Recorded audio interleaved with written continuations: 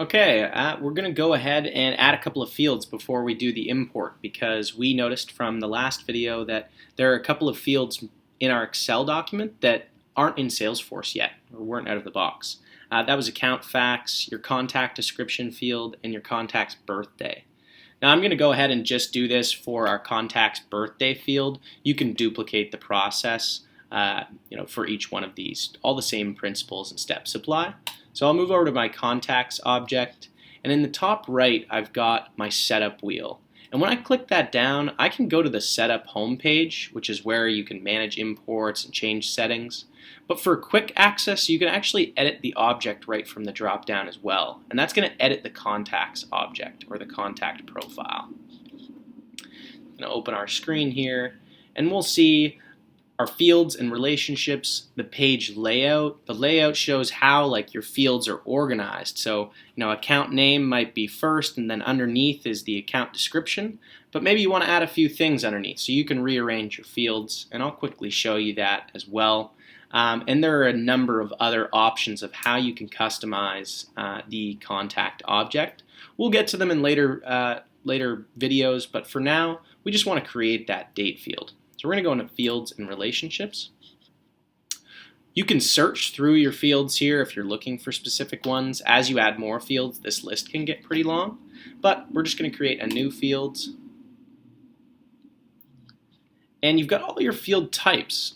This is the power of Salesforce. Anything that you track, anything you choose to track, can be reported on and looked back to review and again tie back qualities about your contacts that then correlate with the outcome of the business. So birth date, for instance, is just about creating high value relationships. I want to capture birthdays because I think it adds a personal touch.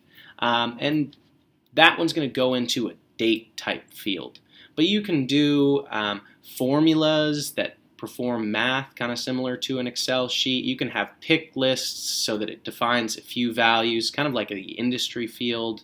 You can have a pick list multi-select, so if you want to have, pick multiple characteristics that describe an account rather than just one, you can do that. We've got text areas. That text area is what is most commonly used for the contact description field. So when you go to create that field, you'll use the text area type.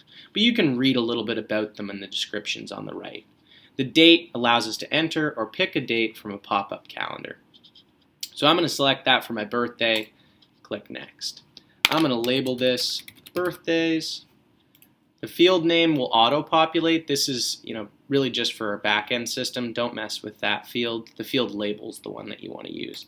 And if you describe it, that's just nice, capture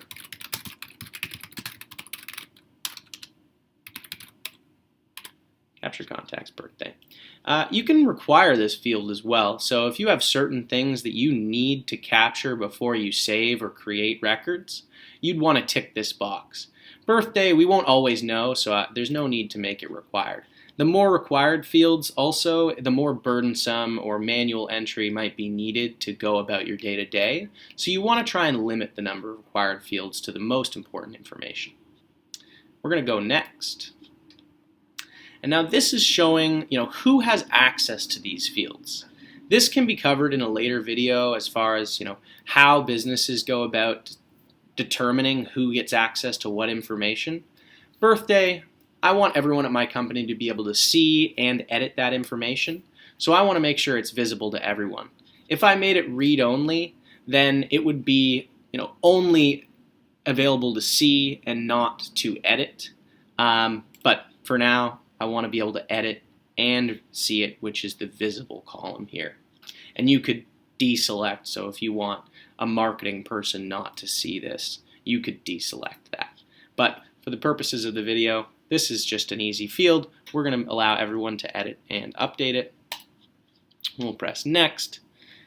This is then asking you, what page layout do you want to add it to? And so layouts, again, they're the structure of the page, how the page looks to you when you access that contact record. For this, we only have one layout. However, and again, we'll cover it in later videos, you can create multiple types of layouts. So if I'm a marketer, I only want to see the marketing information about contacts because I don't care about all the other information and it's going to clutter up my screen. So you might create multiple layouts that you can assign to different profiles so that salespeople and service people and marketing people can see and display information in a much more kind of seamless and easily accessible fashion. Out of the box, and for the purposes of setting this up, the go-to how to set Salesforce up yourself, you're only going to need the one layout. Things aren't going to get too complicated. But you can see the value as you grow with your business. Salesforce can take on a number of scenarios and really adapt to how your business evolves and changes over the years of hopefully being a customer on the platform. So we're happy with it being on our contact layout. We're going to save that. And I just want to quickly go into layouts to show you what it means or how things look. So our page layout, again, we've only got one type. I could create a new layout and assign it to someone else. But contact layout, this is going to bring you into your page editor, essentially. So you've got all your fields up here. There are some fields that actually aren't used. So if they're still available to grab, they're fields that are available but haven't been put in the layout. Remember when we ticked the box to add birthday, it automatically added it to the layout. So you can see here I've got birthday, but maybe I want birthday to show up on this second side. So you can move it around and organize your page so that the information, most important is probably at the top, or can be partitioned into sections like I want my contact info here, my address information below, maybe related info or notes on the very bottom. So this is kind of just your page editor. I kind of like birthday on the right here, so I'm going to leave that like that. And we'll go ahead and save this. And then I can show you when we go back. So this is, again, just our editing screen, and we've added the field we want. You'll go ahead and duplicate that process a few times to add whatever fields you need. But we'll go back to contacts now. And when I create a new contact, you're going to see my birthday field. It's going to pop up a nice calendar view. I'll flick through the months, December 19th, and you can go ahead and save that.